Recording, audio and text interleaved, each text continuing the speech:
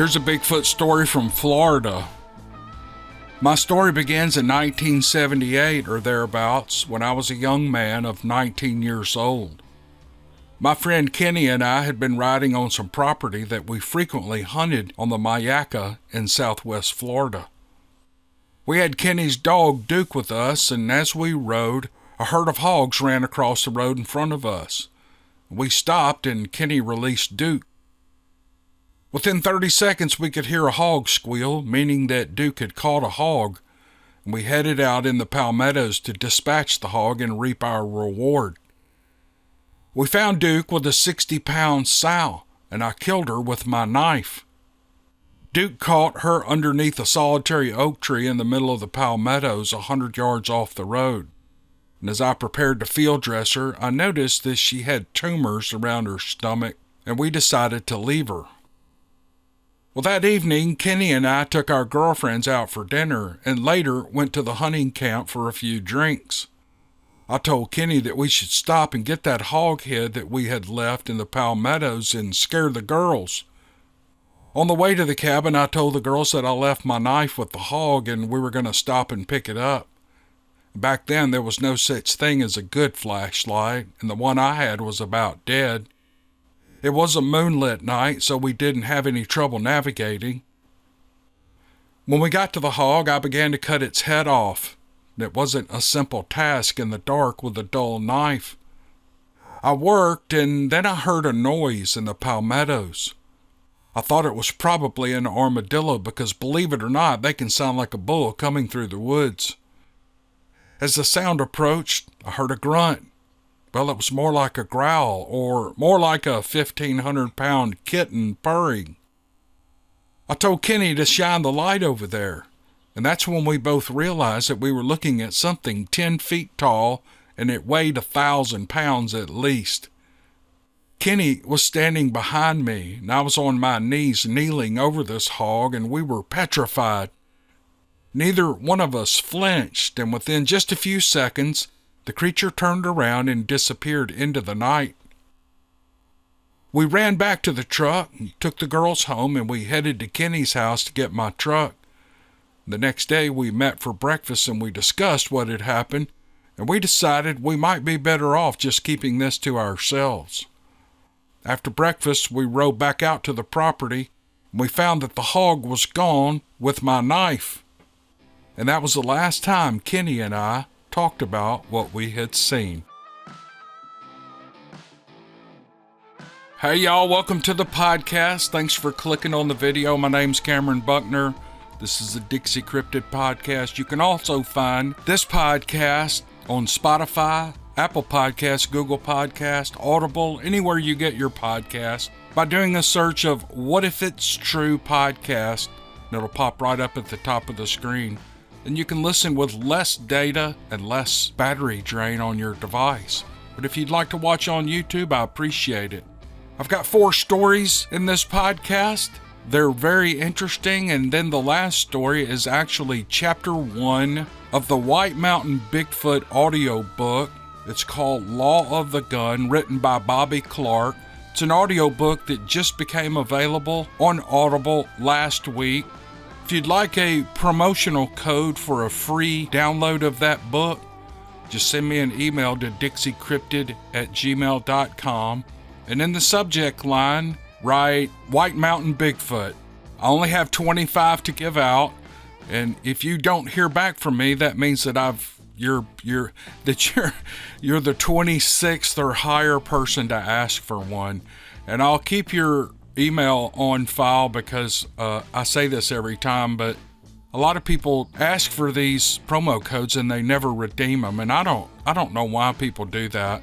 No matter what I say, no matter how many times I ask people not to do that, they still do it. So usually about 15 or 20 of them get redeemed, and there's usually 5 to 10 left. So over about a week, if they're not redeemed, I'm going to give them to someone else if I have a person asking for them. So, with all that said, hope you're enjoying the podcast so far. Let's get to the rest of it. All right, here we go.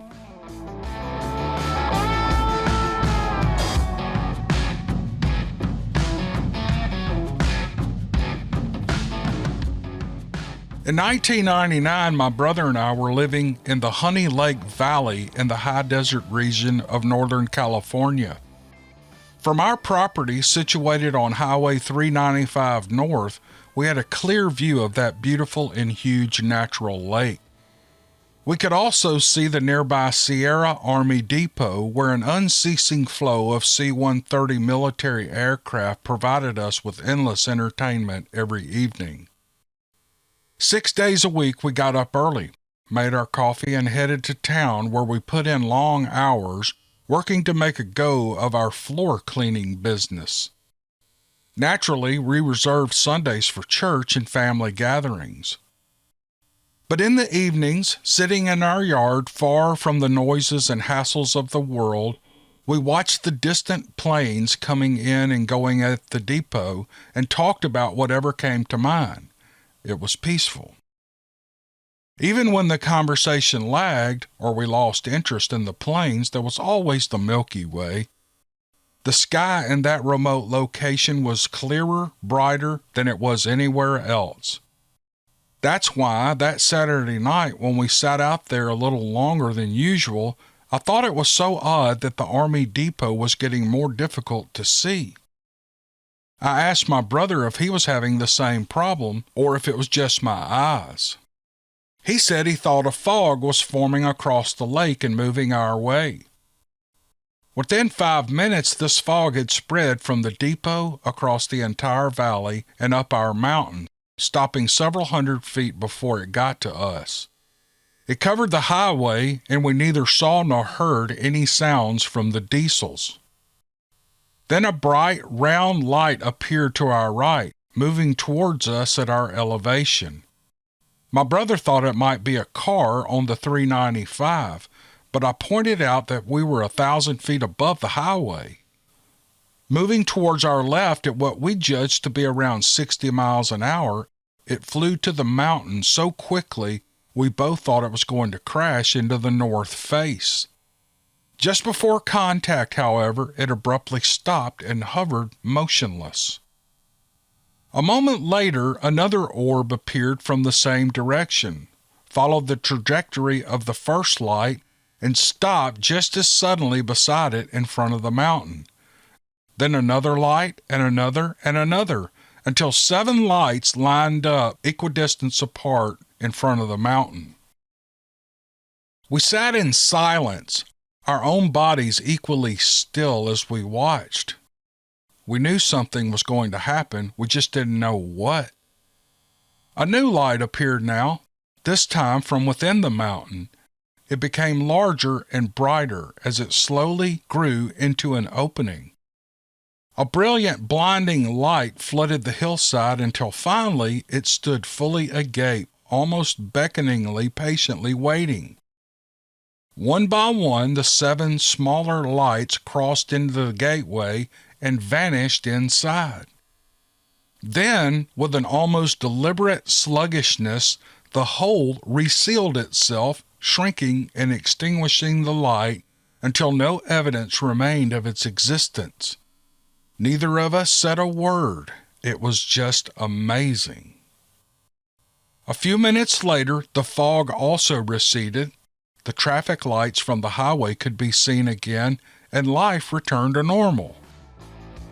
A week later, we reported the incident to the National UFO Reporting Center. I purchased 6 acres of property in Gallia County in southwest Ohio. The property is rough terrain and surrounded by the Wayne National Forest. Mine was the last 5 properties in an isolated valley that was a mix of new and old growth timber. With the help of my 2 older brothers, I began building immediately. It wasn't long before we met other landowners and struck up casual friendships.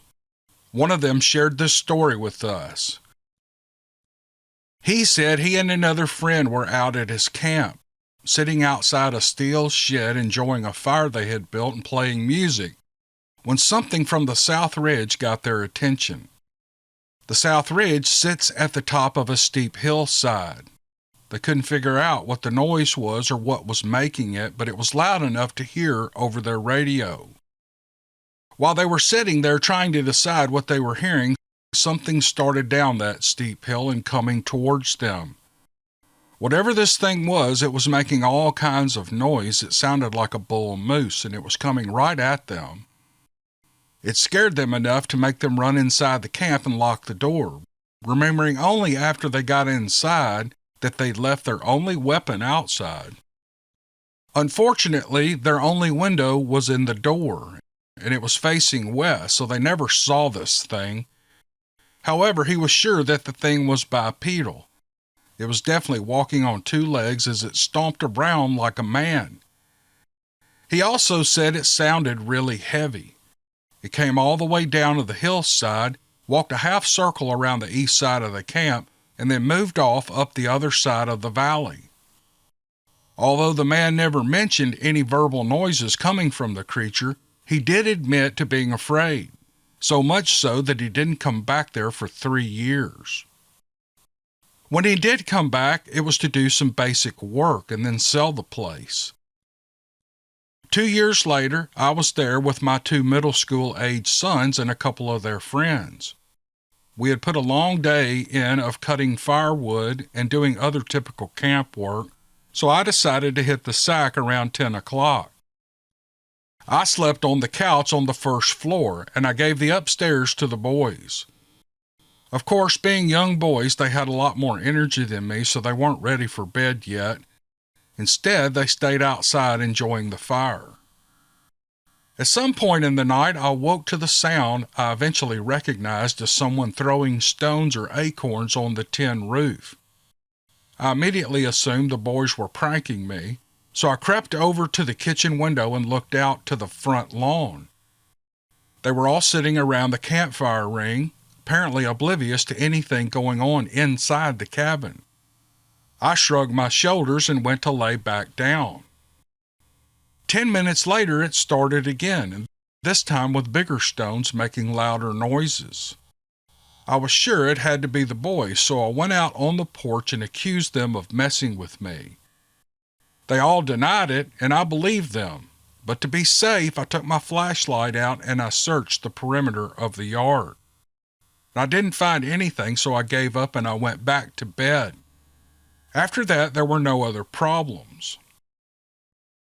The following deer season, I was up in a thicket in the Wayne National Forest when I came across some scat that looked to be a bear.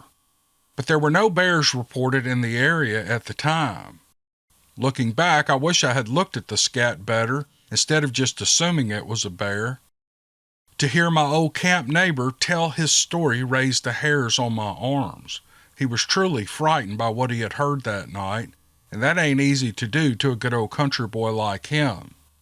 But due to health issues, I ended up selling my camp a few years later. But to this day, I believe what my neighbor heard that night was a Bigfoot, and so does my neighbor. Many years before this, in 1978, when I was a junior in high school, I lived in the tiny Pennsylvania town of Rixford in McKean County. The town is located in a wide valley, and our house was on the north end of town. A friend and I were out driving around in his truck, just killing time until I had to be home. Eventually, we pulled up in front of my parents' house.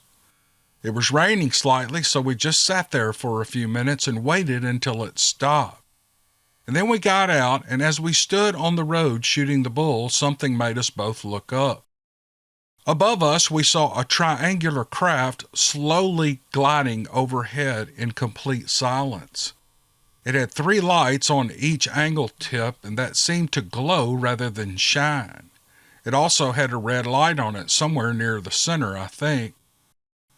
I'm guessing it wasn't more than 1,000 feet off the ground, definitely below the cloud cover. I remember asking my friend what he was seeing. He was a Navy brat whose dad was a naval survival instructor for some 20 years, so I was pretty sure my friend knew his aircraft. Like me, he just kept watching until the craft slowly glided over the valley out of view. Only then did he turn to me and say he didn't know what it was. It never made a sound. My friend went home after that, and I went inside. I didn't say anything to anyone about it at the time. A few years later, I was living in Indiana, Pennsylvania, sitting at home on my day off watching an episode of the Phil Donahue show about UFOs. People were drawing pictures of the UFOs they'd seen, and to my shock, there on the screen was a drawing of the same triangular craft we had seen.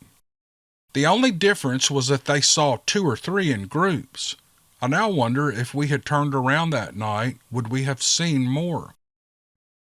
Later, in 2017, I decided to try and locate my old school friend. Over the years, I'd moved here and there, and we'd lost track of each other. Eventually, I got his number and I gave him a call. I needed to know if he still remembered that incident. The first thing out of his mouth was, "Wow, I just told my granddaughter about that incident." Both of these stories are true and they happened to me, and thank you for reading them and keep up the good work. Here's an email from Virginia. The man writes that I was born on the family farm in Virginia and I worked there all my life. The events I'm about to tell you happened on this farm. Repairing fences is a typical job on our place. They keep livestock on our property as well as keep our neighbors' animals out of our fields. 2 weeks prior to this event, I had worked for a week to restring an old fence that needed repair. It's not the most difficult work, but it's not the easiest. While working on a piece of equipment in the shed, one of my hands drove up and skidded to a stop and frantically ran over to me saying he had knocked a deer down a few minutes ago. Well, that wasn't odd news. Not so that he would be sweating and speaking so fast that I hardly understood half of what he was saying. I asked him to slow down and catch his breath so that I could follow. He took a few minutes and appeared to lower his heart rate and get control of his breathing. All right, there was a nice group of does that walked out of the trees in the south field where I've been hunting this year. The season's almost over and we need some meat, so I killed her, he said. He looked at his feet for several seconds and I thought he was done, and then his breathing began coming in shallow heaves again. Come over here and sit down and relax, I said, pointing to an old log stool next to the barn door. Now catch your breath and let's start over. He sat down and took several deep breaths and he continued. I didn't hit that doe right, a little above her heart, I think. She jumped straight up in the air and ran back to the tree line. And when she tried to jump the fence, her rear legs caught on the top wire and she went down. Well, I sat there until she was dead and I climbed out of the shooting house. And when I turned away from the ladder to go get her, there was a huge bear standing over her. Now, I don't know where it came from. I haven't seen a bear all year, but there it was hunkered over her. And I yelled at it to run it off my deer and it stood up on its rear legs and it looked right at me. But it wasn't a bear. It was a giant hairy monster. I think I took a step forward, and as soon as I moved, it bent down and threw that doe over its shoulder, and it walked up into the trees.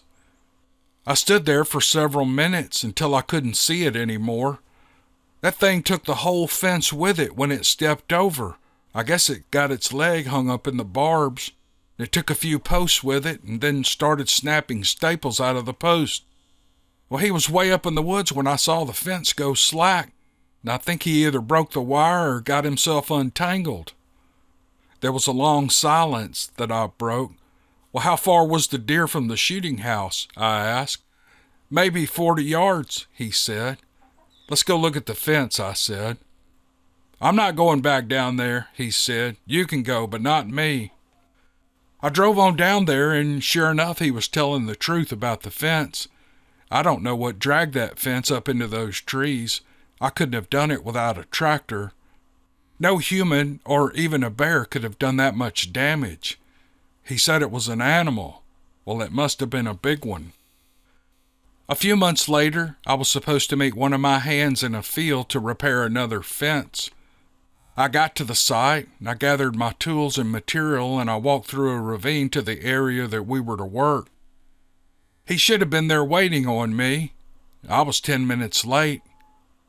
I waited another 30 minutes, and here he came running down the slope straight at me. What's your rush? I asked. "Well, I parked next to your truck," he said. "And I got out and I shut the door and I looked over the bed of the truck about to get my tools out. And out walks this giant hairy monster from the trees. He walked across that ditch right there and straight through the field and down into the swampy area on the low end of the field.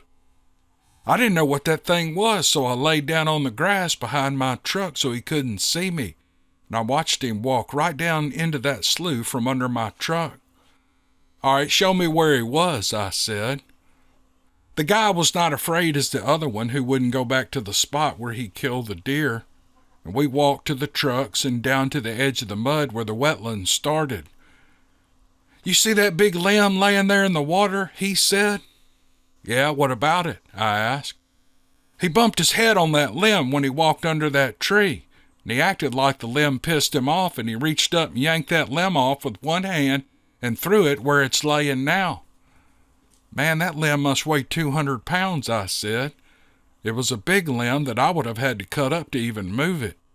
"You say he threw that thing?" "Damn right he did. That's why I said it was a monster. Let's get out of here. I'm getting the creeps," he said. Truthfully, I was getting the willies too, so I agreed and we went back to work. My father once told me that he and some teenage friends were raccoon hunting on a cold moonlit night in the 1920s. In those days, their equipment was made up of a miner's lamp, a .22 single-shot rifle, and a pack of raccoon dogs. The dogs had treed a raccoon, or so they thought. It took them a while to get to the dogs, but when they got there and shined their light into the tree, there wasn't a coon. The dogs weren't jumping up in the tree like normal. They kind of hung back and they just kept barking. My father lowered his light to ground level, and standing there behind the tree was a creature he said looked like a giant wolf on 2 legs. The creature lunged at the dogs, and they took off back to the truck with my father and his friends right behind them. My father said he didn't know if that thing was chasing them, but they sure ran like it was. They never hunted that area again, but then he saw it again 2 weeks later on a cold night, running across the field not too far from where the dogs had it cornered. Over 20 years later, while driving Old Leesburg Pike, or Route 7 in Northern Virginia, he and my mother were driving across the bridge over Goose Creek. In the middle of the bridge, he thought he could see a man standing there. When he was closer and the lights illuminated the man better, he saw that it wasn't a man. It was a tall, lanky, apparently covered in hair creature. His mind went back to those nights in the 1920s when he was a teenager. My father made the decision not to back out of that bridge and instead to speed past this thing. As the car approached, the creature leapt onto the railing to avoid being hit, and as they passed, it swiped at the car. I don't remember my mother ever talking about this night. Maybe she wanted to forget it. In 1959, the year I was born, my father saw it again crossing a field at night on our family farm. I don't know what this creature is. Maybe there are more than one, but my family and friends have seen it many times through the last years. Whatever it is, it must have a long lifespan, or we're seeing its offspring over time. They appear to stay well hidden and away from humans, and I assume it is by chance or that the odds are good that some humans will catch a rare sight of them while they move around at night. And now for Chapter 1 of the White Mountain Bigfoot, Volume 3, Law of the Gun by Bobby Clark. It's now available on Audible. There'll be a link in the description. Chapter 1. The Murder of Young Billy. It was hot in the slot canyon where we rode, ready for trouble and our rifles across our saddles, and anger etched hard on our faces. The sun beat down unmercifully on the riders and horses alike. We had been on the trail of the rustlers for 2 days now, and had suspected rustling for weeks. We had been unable to prove it, that is, until Billy was murdered. The size of the Broken Arrow Ranch, was such that it was hard to get an accurate count on the cattle, except for during spring roundup. It wasn't until Billy had ridden in, about dark 3 days ago, barely alive, with a nasty bullet wound to the scalp and a bullet in his back, that we knew for sure trouble was upon us. Billy had whispered hoarsely, "Jim Reynolds shot me, rustling." Billy died that night in Hank's arms, and it was a hard, ugly, senseless death. Hank had been the ranch foreman for years now and had taken young Billy in and treated him like a son. Billy had ridden in half-starved and ready to give up on life 2 years ago after losing his family in a wagon train massacre. He had just turned 16 last month. Hank took it hard. No one blamed him. Everyone liked Billy.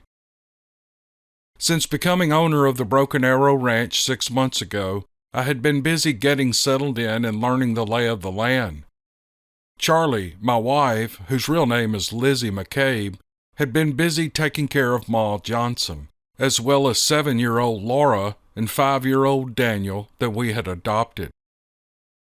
Charlie was still getting used to having a home of her own as well. Zacchaeus and I had rescued Charlie, Laura, and Daniel from the same slave traders that had kidnapped Zacchaeus' little sister, Echo. Ma Johnson had been bedbound with a broken hip, brought on from an attack by an outlaw named Preacher, when he had tried to take over the ranch.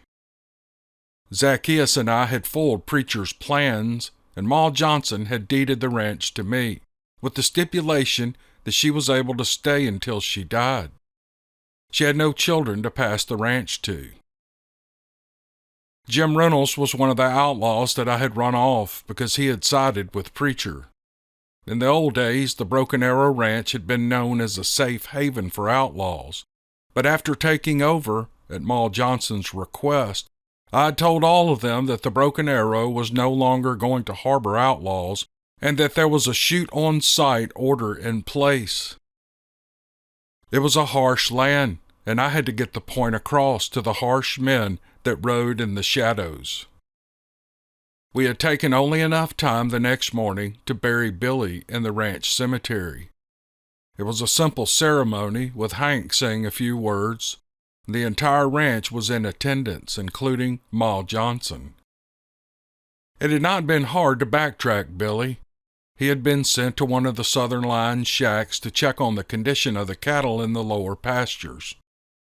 He found the tracks of 4 different horses that had been pushing what looked to be a small herd of about 25 cattle when Billy had ridden up on them. The tracks told the story. Billy had been shot from a distance, probably with a rifle. The bullet had knocked him from his horse and left him unconscious with a head wound.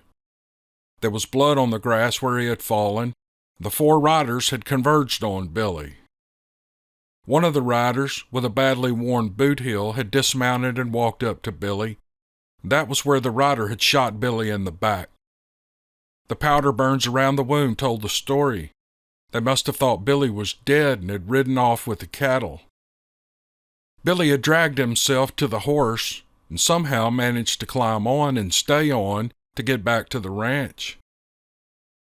From there, it was not hard to pick up the trail of the cattle. The trail led to a winding route through the canyons of the Badlands, sometimes going for miles in the bottom of twisting, turning slot canyons that at times were only wide enough for one rider. At other times, they widened out to as much as a half-mile of jumbled boulders and brush. On the afternoon of the second day, we were getting close. The tracks were just a few hours old. The canyon we were riding in was gradually widening out into a basin with some sparse grass and some scattered cattle. All of them in sight were wearing pigpen brands in varying degrees of healing. The pigpen brand was a crosshatch pattern and was a brand used to easily cover almost any other brand.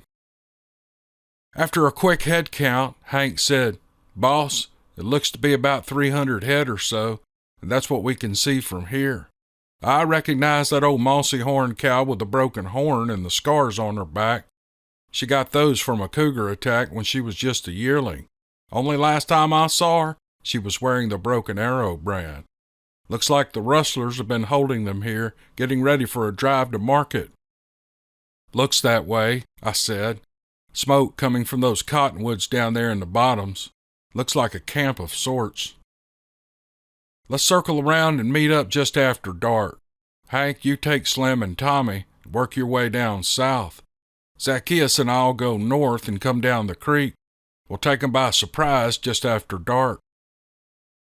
The valley we were in was surrounded by high sandstone bluffs and broken dry land beyond them. The cattle were not inclined to leave the valley on their own.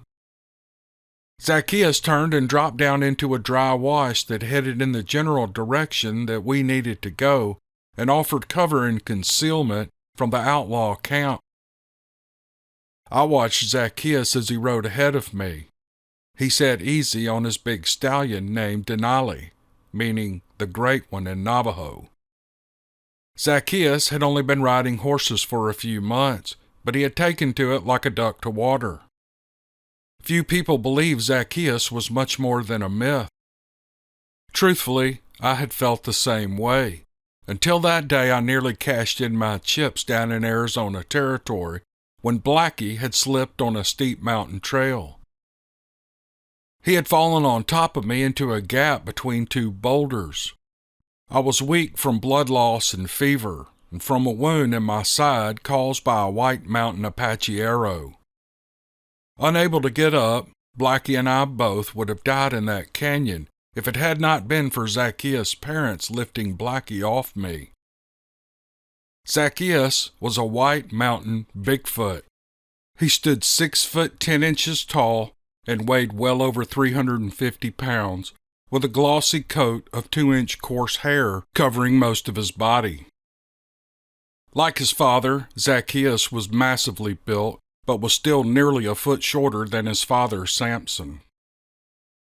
Following a dangerous rescue of Zacchaeus' little sister, Echo, from Mexican slave traders, Zacchaeus and I had been saddle partners and best friends.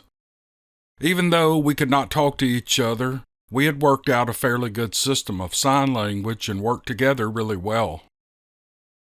Shortly before sundown, we found a grassy patch next to the small creek and well hidden from the rustlers' camp. Picketing the horses, we began working our way through the cottonwoods with Zacchaeus leading. His keen sense of smell and hearing was something I had learned to trust. 20 minutes later, we were hunkered down behind a clump of manzanita watching 4 men lounging around a fire. Jim Reynolds was sitting on a rock with his back to a tree, his boots propped up on a log in front of him, one badly worn boot heel visible in the fading light. One of the other men, a tall sandy-haired, narrow-shouldered man with a big nose, was stirring the contents of a pot on the fire. 2 more rustlers were lying on their bedrolls waiting for supper to be ready. The camp was a mess with cans and bottles littering the ground. A few minutes later, the sound of an owl came from the trees on the other side of the fire. Hank and the boys were in place. Zacchaeus answered back with a single owl call. Once the rustlers had started eating and had their hands full, I would give the signal and Zacchaeus would give 2 owl hoots signaling Hank and the boys to move in from the other side.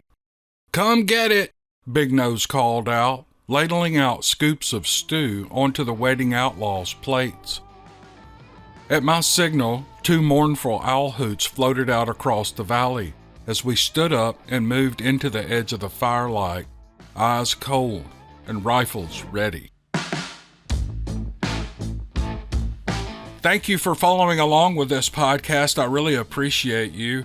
Again, if you'd like a promotional code for a free download of The Law of the Gun, it's the White Mountain Bigfoot Volume 3 audiobook by Bobby Clark. Send me an email to dixiecryptid@gmail.com. And what did I say right in the top? White Mountain Bigfoot? I think that was it. Put it in the subject line and I'll know to look at it. It'll catch my eye and I'll send you a promotional code right back.